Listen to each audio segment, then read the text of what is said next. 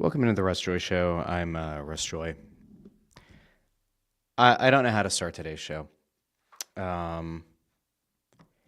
Sometimes in life you have something that just pops up and it throws your entire show and all of your plans into a tizzy. And it makes you fundamentally question why you do what you do.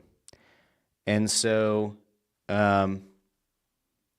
we have a legitimate issue here at the show.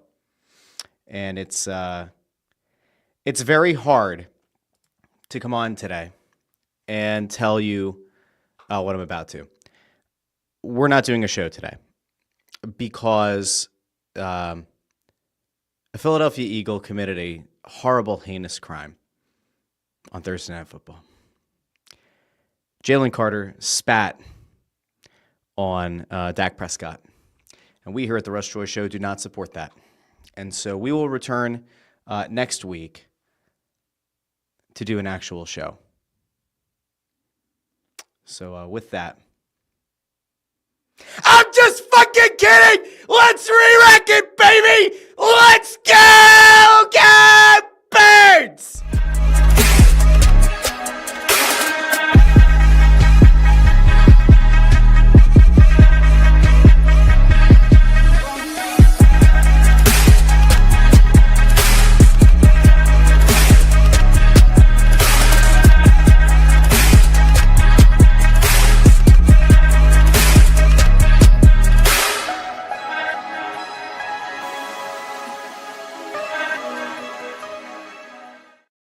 Oh,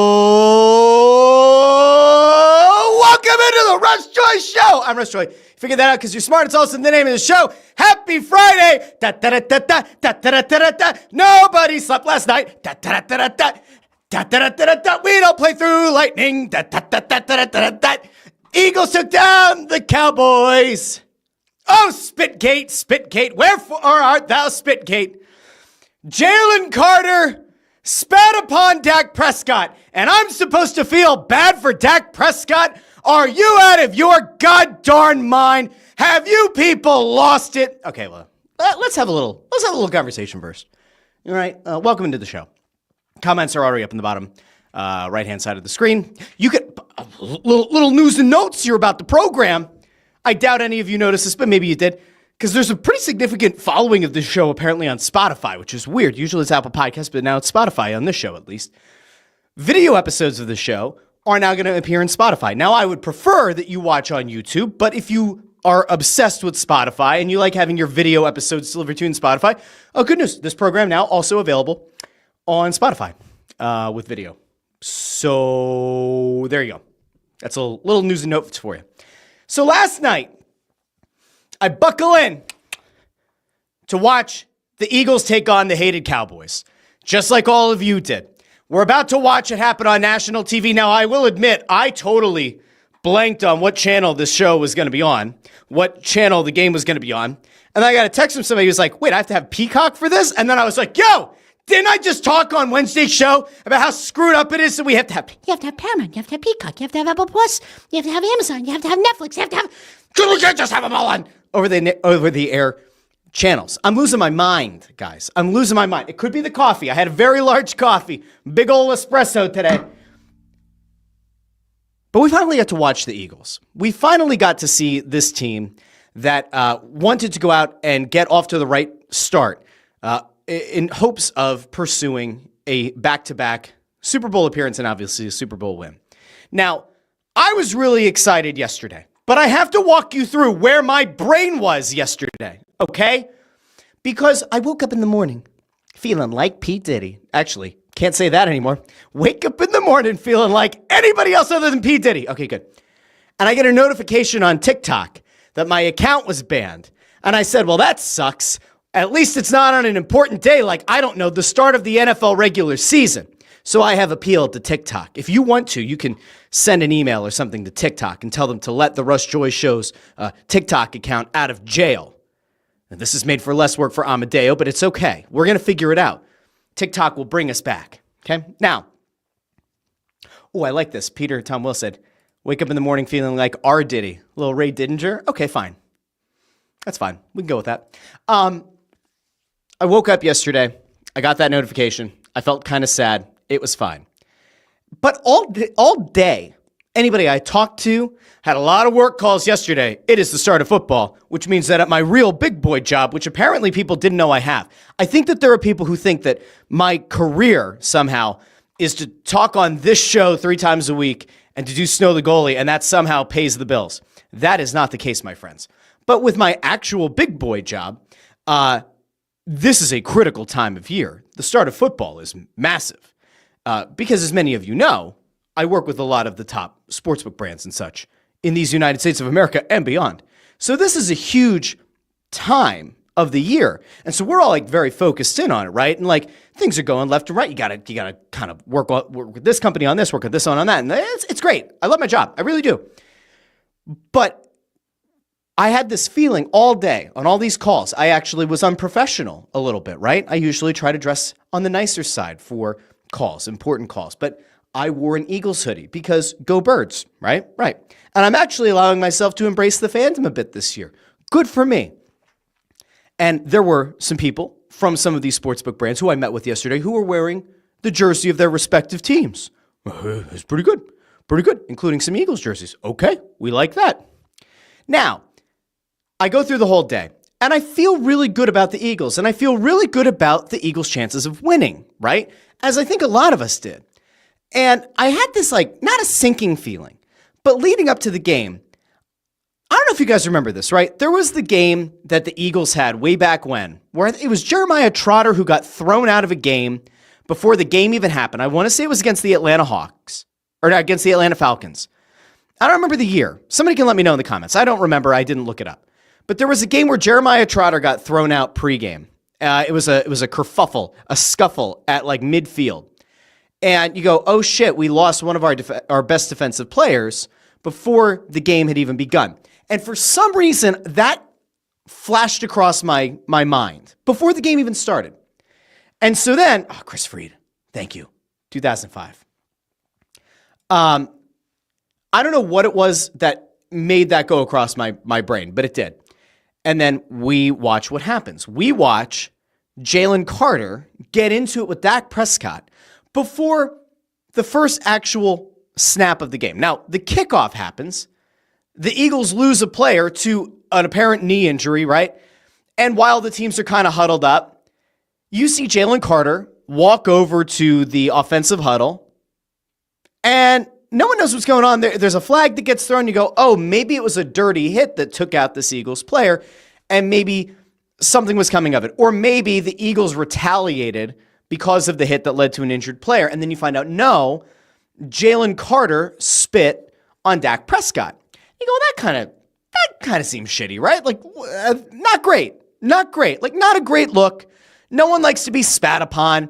We all learn at a very early age, you just don't spit on somebody. Seems like a pretty stupid thing to do, right? Right. Seems like a pretty classless thing to do, right? Right. And then you take a look on Twitter and people are like, well, that was a really selfish play. And that's honestly how I felt. I was like, that's selfish. It's stupid. It's immature. It makes no sense. And I was trying to figure out, well, all right, well, why the hell did it happen? Like, what actually led to Jalen Carter spitting on Dak Prescott? Because you have to think, if you're going to spit on another human being, something typically has to provoke you, right? Like, or at least that would be your hope. All right, if you're going to watch a human being spit on another person, something typically has to provoke it. I want to imagine that we don't live in a world where this is normal, right? Here we go. Boom! And we're going to watch that again. Boom! I have to imagine that we live in a world, as messed up as it may be, where like we don't actively like to spit on each other. Okay. So then I said to myself, okay, what happened? Like, what did Dak Prescott say? Now, this is like a little bit after the fact, after I allowed it to process, and I realized, oh shit, Jalen Carter, that's not just going to be like unsportsmanlike. Like, they might kick him out, and then they did. And you watch Jalen Carter leave the field, and there's like no emotion to it, which felt kind of weird, right? A little bit sociopathic for a second. And I'm like, he's not a sociopathic, but okay. But he's not worked up. He doesn't look angry. He almost looks like he's in disbelief. And then Kyle Brandt from the NFL Network tweets out that he was down in the tunnel right where Jalen Carter walked by, and he said that Jalen Carter was showing no emotion. He left the field. And was like, the whole thing is weird. But then, in the midst of, and we kind of fast forward here a little bit, because SpitGate is the thing that you have to kind of unpack in all of this, unfortunately. Later on, during the hour-long weather delay, the lightning delay, it comes out that, you know what, Dak Prescott actually spit at Jalen Carter first. Now, we have mics everywhere, right? There are absolutely microphones that picked up whatever was being said between Dak Prescott and Jalen Carter. Now, they didn't go to those mics. You have the sky cam going over top. We all know that there are field level mics. And you go, all right, somebody should know what was said. Somebody should know what was done. What led to Jalen Carter going to spit?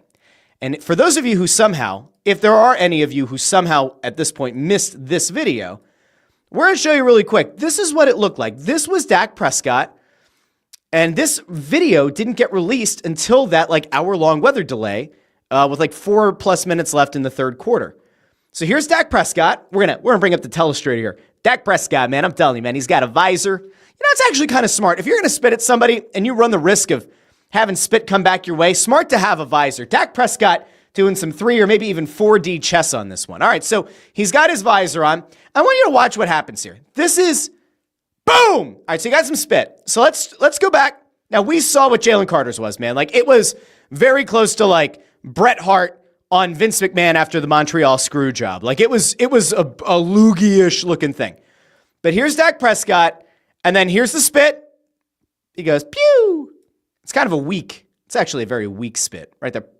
Now, where does he spit? He has 2 of his own players in front of him, right? He has 2 linemen standing in front of him. Seems like not a great place to spit. And then what you see is he makes eye contact. Now, there was some kind of jawing back and forth. Now, this is where I actually said, oh, fuck that. This is where it happened. The spit happens. Clearly, there was an initiation. Clearly, there was a back and forth between Jalen Carter and Dak Prescott. But you get the spit here from Dak Prescott. Jalen Carter reacts. And then you get this. You get the nod. And then you get, if you watch AEW and you know Ricochet, it was that. Look at this face. Look at this face right here. And tell me this isn't somebody who's trying to provoke Jalen Carter. Now, again, it doesn't forgive Jalen Carter. It was a dumbass thing to do. Spitting on another dude. Pretty dumbass thing to do. But Dak Prescott spit in his general direction. And then we get the smiles going. Oh, what's so funny, giggly bits? And then Jalen Carter, stupid. You don't spit on the guy. Now, if Jalen Carter had perhaps spat on the ground in front of Dak Prescott, I don't think we're talking about an ejection. I don't think we're talking about SpitGate. I think we're just talking about a really stupid thing. Not a great look. And the interesting thing is, after the fact, Jalen Carter gets asked about it. And he gets asked about it. And I have to tell you, I wasn't disappointed with the answer. I thought the answer was actually okay. He met with the media after the game. He kind of dove into, what happened, but he didn't go into a ton of detail, which, again, I'm not even sure he needed to. I don't know if he needed to, rat out Dak Prescott for what was said, what was done. But he did go meet with the media, and Dak Prescott also met with the media. So I'm going to present to you both sides of SpitGate, because, again, that is really what we're here to break down somehow. But I want you to hear at least part of what Jalen Carter had to say for himself. And then I'm going to go out to the comments, and you guys can let me know if we should forgive Jalen Carter at all, or if we should do what some people on the radio have been saying today, which is, I got to suspend him. Got to suspend Jalen Carter now. All right, let's go out here to Jalen Carter. This is post-game, talking about what happened with Dak Prescott. It was a mistake that happened on my side, and just won't happen again. I feel bad for just my teammates and parents out there. I'm doing it for them. I'm doing it for my family also. But the parents, they show the most love. You heard them out there today. Just not being able to start the game, even finish the game, it's fucked me up. But we'll get it better. It won't happen again. Yeah, So let's just start with that piece. He's taking accountability. Now, mind you, he got thrown out before the first snap of the game. He's had to sit in the locker room the entire game. Somebody from PR, maybe even Big Dom, probably talked to him and said, you fucked up. You got to make this right. So I think this is genuine. I saw some people speculating online, oh, this is just PR training. I think there's some genuine, he knows he screwed up. kind of hard not to know that he screwed up, right? Then your teammates come back in the locker room at halftime, and you have that elongated weather break. I'm pretty sure he knows he screwed up. By the way, Jalen Hurts said after the game that he talked to Jalen Carter and that they're on the same page. Okay, let's keep going. Give him some room. Hey, just give him a little bit of room. There's some footage later that showed that Dak may have done something first. Do you feel like This is a good question. I think that was Paul Jolowitz asking or saying there's some video out there that it showed Dak might have done something first. I don't try to do nothing out of the ordinary. Anything that I feel like I have done something back is provoked. But so he kind of gives you that idea that if he's done something like that, he feels like he was provoked. if it's something out there, y'all see it, we'll go back. Now, there is a longer version of that clip going around. And in it, he doesn't make an excuse for himself. He doesn't say, oh yeah, Dak Prescott said something to me. I saw somebody speculating Dak Prescott made a comment about the pretty well-known thing that happened with Jalen Carter in college with the racing and the death of a teammate. Certainly hope that's not true. Certainly hope that lip reading is not true, because if it is, that's a pretty shitty thing to use as like trash talking fodder if you're Dak Prescott. Again, has not been confirmed, but not ideal. You can find it on Twitter if you want to find it. So you have Jalen Carter. He says all that. Now, I tend to think there was some kind of goading into it, right? And there is a video somewhere from high up in the stadium where it shows that Jalen Carter covers a decent bit of ground walking over to then go spit on Dak Prescott. But what was interesting is that Dak Prescott meets with the media, and I want you to just compare really quick tonally, whether you're an Eagles fan, a Cowboys fan, neither. I just want you to listen to the tonal difference between what you heard from Jalen Carter and what you hear from Dak Prescott. And then I want you to just kind of give it the smell test and decide, does this feel real? Does this feel right? Who do you side with? All right, let's go out to Dak Prescott. Trolling, I guess you could say, trying to mess with Tyler Booker. I was just looking at him. I was right here about the two linemen, and guess I needed to spit, and I wasn't going to spit on my lineman. I just spit ahead, but I'd say he was back there where Jory was in that sense, and he asked, or he goes, "You trying to spit on me?" And at that point, I felt like he was insulting me. Like I wouldn't spit on somebody. I'm damn sure not trying to spit on you. Like we're about to play a game. I'm wondering why you're trying to mess with the rookie. So when I stepped through, I actually said the words like, "What the hell would I?" Excuse me, but I'm probably even more colorful. What would I need to? Excuse me, I said hell. I don't want to offend y'all. I don't want to offend y'all in here in the media room or y'all watching at home. Sorry. Spit on you for it. And he just spit on me in that moment, and it was more of a surprise than anything. Refs obviously saw it through the flag. I was like, hell yeah, we get 15 yards to start the game off. Didn't realize he was getting ejected. Unfortunate that he did. Hell of a player. Oh yeah, I'm sure that Dak Prescott was torn up that Jalen Carter got thrown out of the game. But I want to go back to what he said, because I think it's kind of important. So he says that Jalen Carter asked him, "Were you trying to spit on me?" And Dak Prescott was beside himself. "Oh, why would I spit on you? Why would I do such a thing? Why would I spit on you intentionally? Why would I do that?" And that he was actually offended that Jalen Carter would even make the assertion. I just want to go back to the video, okay? Because, again, we here at the Russ Joy Show are objective. Okay. So Dak Prescott says that he said, "Why the hell would I spit on you?" Okay. Here's Dak Prescott. Here's the spit. Now, mind you, this is slow motion. 13-second clip. All right, let's see. Does he say, "Why the hell would I spit on you"? Let's read lips. All right, we got the head nod back. Ha-ha! Does that, just out of curiosity, does that line up with what Dak Prescott just said? Because mind you, there's not a lot of time between the spitting and what he claims was him saying, "Why the hell would I spit on you?" Or using, quote, "more colorful language," end quote. Okay, follow it again one more time. Here we go. We got the spit. Do you see him say, "Why the hell would I spit on you"? Nope. I see the head nod and the aha. Okay. And then you get the spit from Jalen Carter. I don't buy it. I don't. This isn't because this is a Philadelphia-centric show. This is because I just genuinely don't believe that. If you're going to spit, you can spit. Also, why would you spit beyond your lineman in front of you? Turn your head and spit on the ground. Why would you spit at or over your lineman? It doesn't make sense. I don't believe it. I don't buy it. Which then leads me to think Jalen Carter's lack of emotion is kind of like, you've got to be kidding. No, he didn't get emotional. Everybody says Jalen Carter's this like super emotional guy, kind of all over the place. I think we played the clip on Wednesday's show. Brandon Graham was on Good Morning Football, and he was talking about how, who's the trash talker that's going to take over for Brandon Graham in the locker room. And he mentioned Jalen Carter and then kind of said, well, if it is Jalen Carter, somebody's got to kind of keep him, reined in a little bit. He can get himself kind of worked up. I will give Jalen Carter a little bit of credit here. I think he was wrong. Okay, let's be clear. You don't spit on another person. Okay? With that said, I'm not a fighter. Some of you have met me in person. You realize I'm not a large human being. I'm not a fighter. But if you spit on me, it's probably on sight.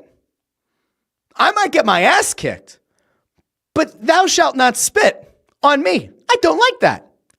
And I will tell you that for a guy that has this reputation as being a bit of a hothead and emotional guy, if Dak Prescott really got what you would expect would have been coming to him in that situation, Jalen Carter should have ripped through those two linemen and probably ripped the helmet off Dak Prescott and given him a couple of slugs to the face. But he didn't, which then again makes me wonder, why did it happen in the first place? Why did it need to continue? I don't think the refs were wrong. I do think that if you spit on another player, that probably isn't unsportsmanlike. Is it a suspension for the game? If it is, so be it. Which then leads us to what exactly happens going forward. And there have been a lot of speculative posts put out about will Jalen Carter face suspension. And it does seem like historical precedent would say no. Spitting on another player has not led to suspensions in the past in the NFL. If the NFL were to try to suspend him, the Players Association would certainly appeal it. I don't think Jalen Carter is going to get suspended. If he does get a suspension, I would assume it's a one game, goes to appeal. Whether it goes through or not, I don't know. Obviously, you hope that for next week, Jalen Carter's back.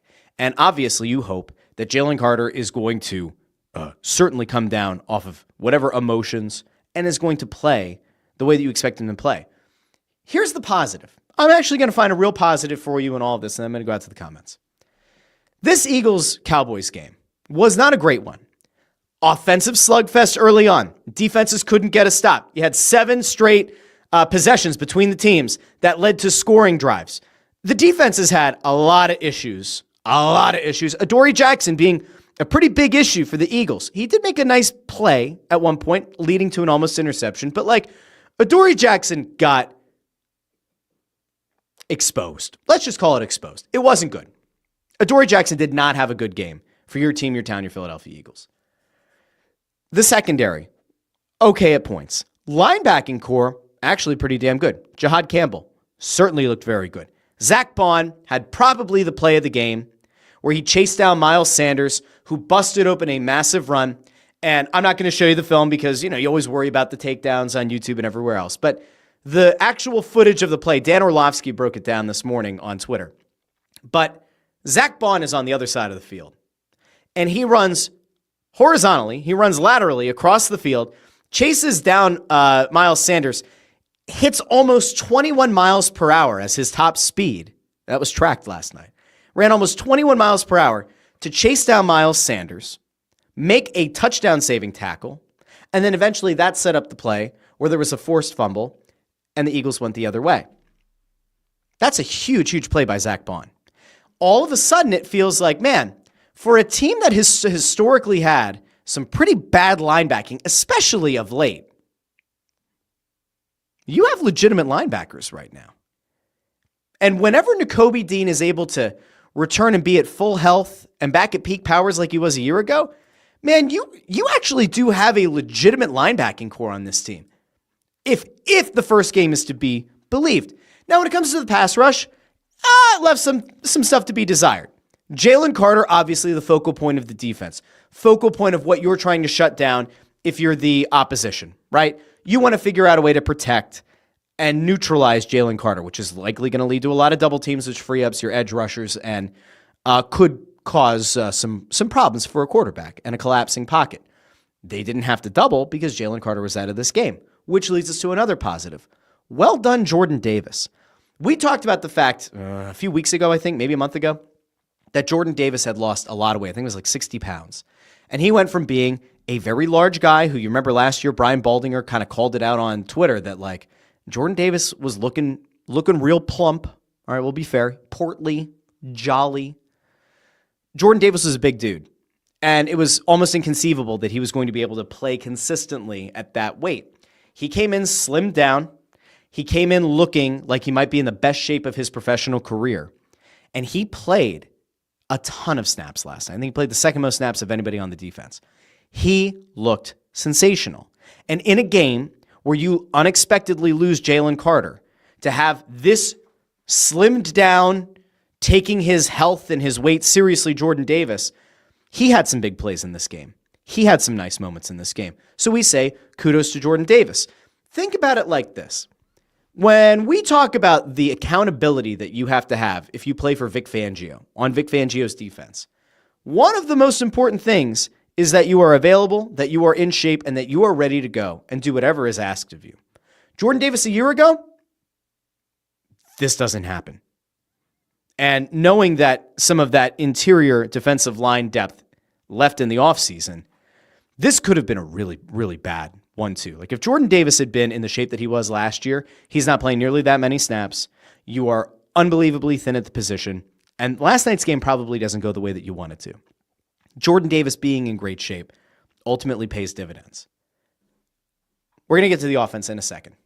I want to go out to the comments here real quick. Chris Freed says the spit that was seen around the world. Also says, I want to know which company will hire Jalen Carter and the Hawk Tua girl for a Super Bowl ad. You know, there are some Madison Avenue firms salivating at the chance to create such a commercial. I saw Kyle Pagan last night say when the Prescott thing came out, Dak Tua. Peter Tom Willis is here. Says, when I get a Russ Joy Show or a Snow the Goalie alert, I stop what I'm doing and tune in. Thank you, Peter Tom Willis. JH is here. Hello, JH. Let's see. I know that Ford is here. Ford is here. This is when we did the intro. Just having a little bit of fun today. Yukon456 is right. Says, Dak is lucky Carter didn't murder him. Carter really matured. I'm so proud.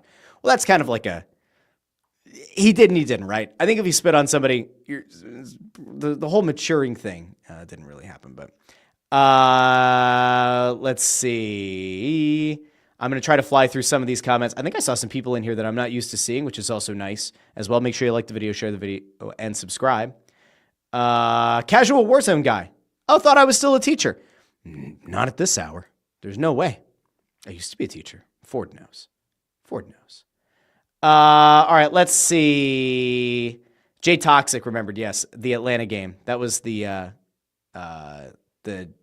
Jeremiah Trotter issue. Okay, I'm going to try to find some of the more recent ones. Connor Buss says, Carter must have watched Leagues Cup. I heard he's a big Luis Suarez fan. Suarez spit on a Seattle Sounders coach in the Leagues Cup, which was very, very bad.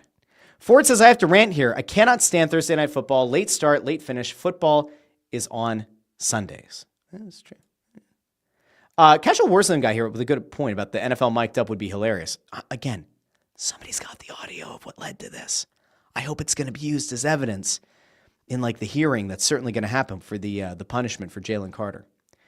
Okay, let me keep going here real quick. I don't want to fly through all of these, but I kind of have to. Shrey Bodapati says, big difference between spitting at the ground and on someone. Jalen Carter isn't the brightest, so everything checks out. I think they're both kind of crappy for it, but I hear you. I think the spitting on the guy is certainly worse than spitting in the general direction. Let's see. Reed DeFort says, Dak wearing the Walter Payton badge and doing that is such a joke. Can't wait for his comeuppance from Jalen Carter in week 12. Oh, I think he's going to get planted. I certainly think he's going to get planted. Tony Louie. I don't know. I don't have an answer to this question. Should be, though, but you're here. We're good. Casual Warzone guy noting, I mentioned that I'm a small guy, says Napoleon was small too, Russ. You can do anything you set your mind to. I appreciate that. Someday I too shall take over Europe. Just kidding. Or am I? No, I'm kidding. Okay. I want to go to the offense here quick, and then we do have to go. Unfortunately, it's late in the day and the kids, the bus. You all get it. The offense. There was a worry, right? We talked about this earlier in the week. We brought up the Nick Wright clip where he was saying about how A.J. Brown is the guy who can't be selfless. He's the guy that's going to have the issue with his role in the offense. And kind of like rehashed and reheated, like he put it in the microwave and he reheated some of the takes from last year about A.J. Brown not really wanting to be here and A.J. Brown not being happy with Jalen Hurts and all that. He was asked after the game about the fact that his first target didn't come until the fourth quarter. And he said that he can't control, like he controls what he can control. He can't control the targets or anything else. A.J. Brown did not make this about himself after the game. A.J. Brown did not cause an issue. I would assume that A.J. Brown is going to be very involved in week 2. It just seems like the Cowboys made it a big point to take away A.J. Brown. Saquon Barkley, they made a point, especially once Landon Dickerson was out of this game, that they were going to really stack the interior of the line, and they were going to try to blow up each and every run that Saquon Barkley was going to want to create from the middle of the line. And so pretty much every interior run in the second half got shut down. And where Barkley was finding a lot of success early bouncing outside, he didn't find quite as much success in the second half. And that's okay. It's going to happen. This is the beauty, though, of still having a quarterback and a third wide receiver in Jihaad who can still blow open a big play. I mean, it's not quite the dagger in the Super Bowl, but that Dotson ball, right? Nice long pass down the middle of the field, a great catch by Jahan Dotson. That came right after Chris Collinsworth was talking about the fact that the Eagles hadn't really aired it out and how all of the passes had been short. And you have that play. It's well executed. Your quarterback ultimately ends up having himself a really good game. And I want to point out one thing. I know that if you just look at the stats, if you just look at the box score, you say to yourself, all right, well, Jalen Hurts didn't have a great game because yard-wise, it wasn't that impressive. There were 4 incompletions on the night. He attempted 23 passes. He completed 19 of them. 4 of the 4 incompletions, 3 were balls that he threw away when the pocket collapsed. He had no options. He threw the ball away. And one of them was a drop by Saquon Barkley. We all remember, it was an underneath dump. Saquon Barkley kind of starts running without the ball. So effectively, you have a drop and 3 throwaways. He completed all 19 of his other passes. Now, yeah, a lot of them were dink and dunk passes. I'm not going to stand here and try to tell you, oh yeah, Jalen Hurts was airing that ball out. He was feeling confident. Everything was great, hunky-dory. It wasn't like that. But it was a good performance. Like, it was efficient. Here's the biggest takeaway, the biggest positive that I have for you that's going to take you into the weekend, my friends. Jalen Hurts' explosiveness is back. And I talked about this last year, talked about it the year before on Crossing Broadcast. When Jalen Hurts has the explosivity, when he has that lightning quick burst, right, where he gets that faster first step than just about anybody else, and he's able to just accelerate, that's when you know Jalen Hurts is going to be at his most dangerous. When he hurt his knee a couple of years ago, and his mobility was limited, and he was limited to being just a pocket passer, the results weren't as great. Last season, if you remember, there was a point where he tweaked his knee. The explosiveness wasn't there. I brought it up on the show. I said, hopefully he's going to get better. And throughout the course of the season, he healed up, oddly enough. The knee seemed to respond better, and he got his speed back. Now, I'm not saying that Jalen Hurts needs to be a guy who's going to be able to beat you in a track meet. No. But when you're able to turn on the afterburners, and when you're able to make a quick juke and pick up another 6 yards, like he did a bunch of times last night, where he's picking up first downs, he's bolting to the end zone for a touchdown, it matters. So did Jalen Hurts have a prototypical quarterback stat line at the end of the game? He did not. Did Devontae Smith or A.J. Brown have an incredible stat line at the end of the game? No. A.J. Brown's was incredible in that he only had 1 target, 1 catch, and didn't come until the fourth quarter. Did Saquon Barkley rack up Boku yards that makes you say, oh, here we go, he's going to break the rushing record this year? No. But you know what did happen? In the midst of a game that was interrupted by a lightning delay, the Eagles found a way to win. The defense stepped up in a big way in the second half of that game, and this team managed to do just enough to win. Now, would I feel great about this final score if you had told me about it yesterday morning? No. I would have said, why is the game so close? To know that you lost Jalen Carter at the very beginning of the game to SpitGate, and your defense was still able I mean, it wasn't a great performance, but your defense was still able to weather the storm against a Cowboys team that does have weapons. CeeDee Lamb is still a weapon. Pickens is a weapon.